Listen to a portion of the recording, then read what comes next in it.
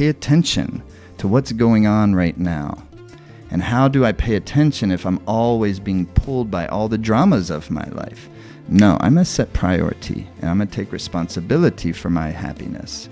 And so I'm going to make sure before any of the dramas of life get my attention, I'm going to get my attention.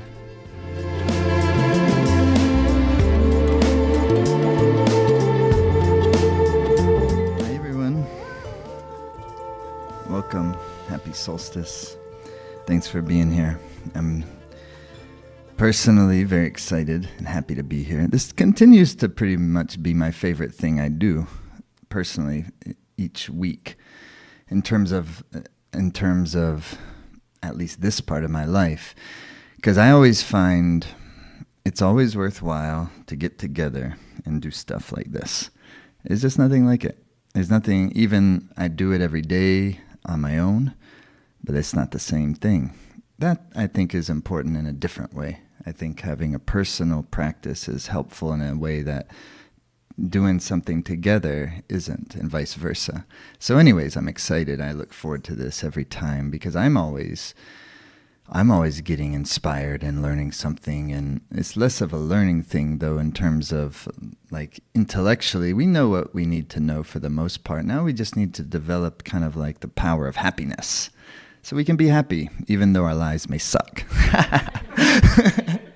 In other words, even though our lives may be challenging at times. You got to include that mood, inside the scope of your happiness. Because otherwise, it's like sometimes I'm happy, sometimes I'm not happy. That's true on the surface level. But do I have something underneath me, underneath all of that? That is a reservoir of happiness that I can always drink from, even when the going gets really tough. And then what happens is, in the times of challenges, you're also still getting like good medicine. It's just bitter medicine. It is good medicine. It's harder to palate. But with time, we can even learn to palate very bitter things, can't we? Some people have ever taken like Triphala at nighttime. Well, most people take the capsules because it tastes, to the Western palate at least, so horrible. But over time you take it, and all of a sudden it doesn't taste as bad anymore. And what else also happens? You've learned over time how it's helping your body so much and helping your health so much. Now this thing tastes a little better. And it's the same type of thing with meditation practice and yoga practice. At first it can feel like a bitter experience in the sense that maybe I need to, if I'm going to integrate something like meditation practice into my life, might have to get up a little earlier sometimes, just enough. Where can I carve out a half hour, essentially? That's a nice starting point. Where can I carve out a half hour? And it's not that you're meditating a whole half hour, but you need part of that half hour, you got to sit down. Part of that half hour, you have to, get your tea and do these things. But there's all the practice and all the what we call in yoga asadna is having some regularity of something where you do essentially the same thing during that period of time on a somewhat consistent basis. So in spiritual context, that's usually something that's going to provoke some sense of love, some sense of devotion. Doesn't mean religious context. Some people like and find religious context helpful. Many of us do not. And so it need not be that. In fact, it can be totally secular in nature. Absolutely. And sometimes maybe even should is a strong word, but some of us will just benefit from being like that for various reasons. And so anyhow, when you have a consistency of some sort of a practice that is designed to arouse a certain state, a certain feeling in yourself, in your mind, and in your heart, then that can be called asadna. There's something that's happening consistently that will strengthen my sense of body vitality, that will strengthen my sense of contentment of my mind, and that's all just relatively speaking. Doesn't mean that my life is going to all of a sudden be perfect. No. But what it will do is give me more perception of the perfection of things over time. And the perfection of things has a much wider net than what our mind's ordinary dramas are looking at. Right? Don't we find that to be true? Sometimes a baby is born, sometimes a person passes away. There's a perfection in things. But the baby is being born, there's a feeling of joy. And when a person passes away, typically there's a feeling of sadness. And yet there are two sides of the same coin. Was it Kabir who said, when I was born, what did he say? When I was born, everyone was laughing and I was crying. He said, when I died, everyone was crying and I was laughing. It's so good. And so who knows, right? And so we can use these types of practices to bring ourselves into a place in our own inner world that then creates joy and happiness for us in our life. And at first, just a little bit. Then you build upon it. And that's why we put value in yoga on consistency, on having regularity of something. That's what makes real transformation take place, is consistency. That's why even though so many of us, we've had big experiences, sometimes like phenomenal experiences, but it doesn't necessarily is changing those peak experiences. It doesn't necessarily change our level of happiness day in and day out all the time, does it? Sometimes they give us a little improvement right away because, wow, you just see things different now after that. And yet so many of our habits persist that aren't in alignment with that, how we've seen things from this bigger vision. And so maybe I am really genuinely feeling and can see, the path of my happiness. But that doesn't mean I'm not going to have habits that perpetuate and that then even overtake my better intent, unless I am actively involved in transforming those habits. That's the real yoga practice, to be actively engaged in the transformation of the mind. Because that's the difference between whether we can be having joy in moments where joy is wanting to come through, and to have a certain type of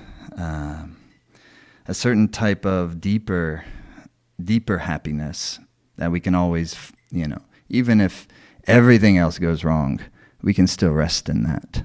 And then if you have that reservoir underneath us, then your nervous system generally in life is more relaxed, isn't it? You're less reactive because you can feel the cushioning underneath. You understand what I mean? And then because the nervous system is less reactive, knew the word that wanted to come out. The nervous system is less reactive and more relaxed. Then what happens? Your skin looks better. Because that's what we're always all concerned about, right? And sometimes we have to connect the dots.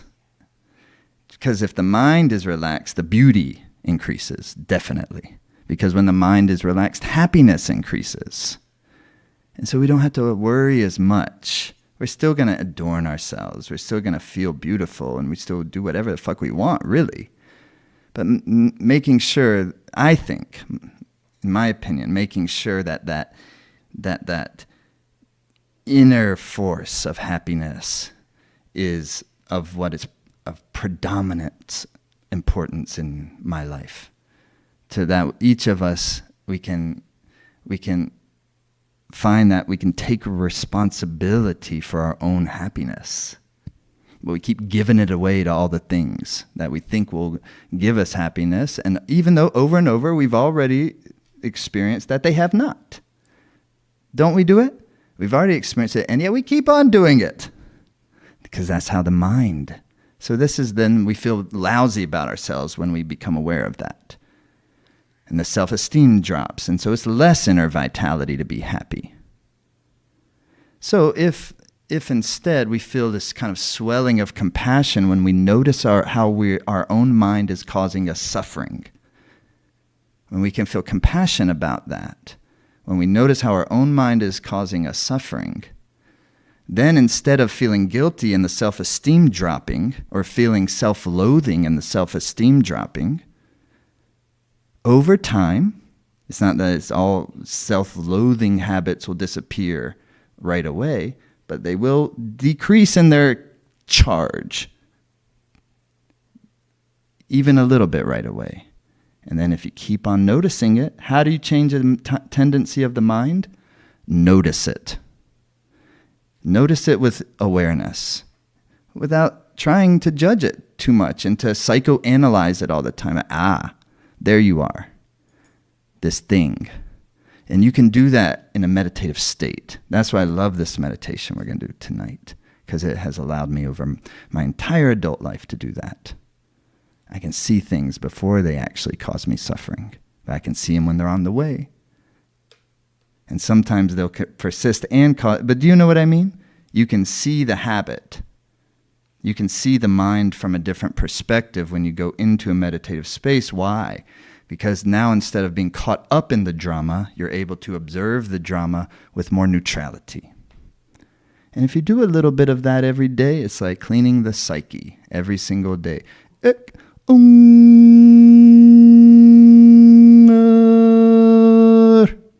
It's just a sound. Vibrate the chakras.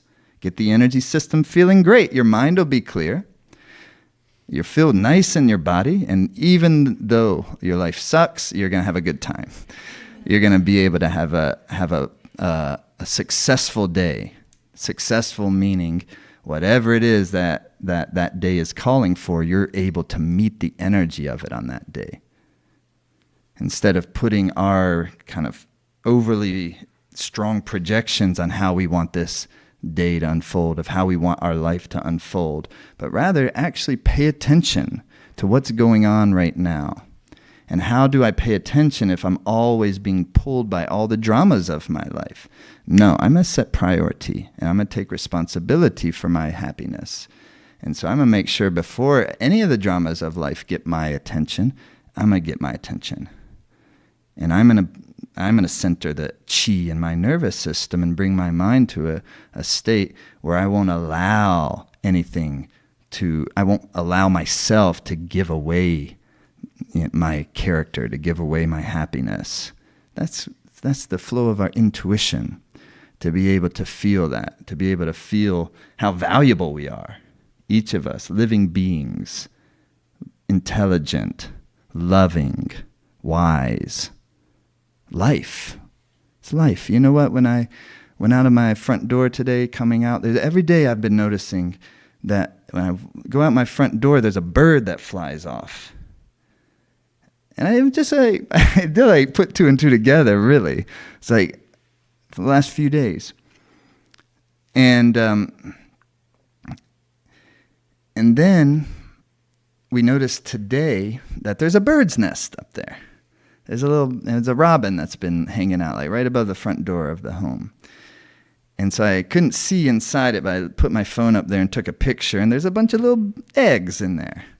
And so I told everyone in the house, make sure for the next, while until the babies are born, when you open the door or close the door, please do it gently. This is life is happening, right before us.